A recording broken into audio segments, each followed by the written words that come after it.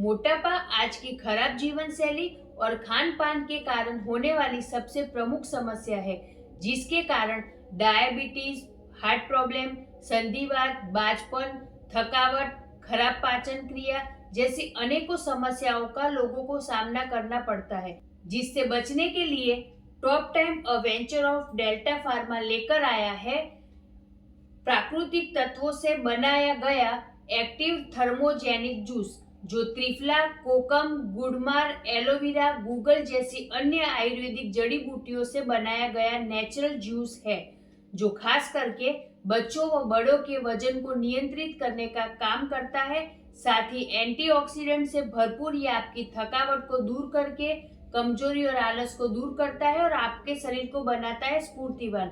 ये पाचन क्रिया को नियमित करने में भी उपयोगी है। ये फैट को और मोटापे को भी दूर करता है।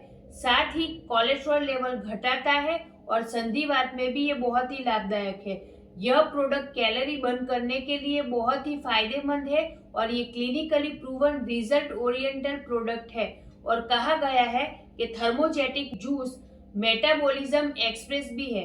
इसका सेवन रात को खाना खाने के आधा घंटे के बाद में आप 30 ml पानी के साथ में कर सकते हैं। तो टॉप टाइम का ये थर्मोजेनिक जूस है, जिसकी अधिक जानकारी के लिए आप हमें नीचे दिए गए हुए नंबर पर कॉल या व्हाट्सएप कर सकते हैं। जय टॉप टाइम।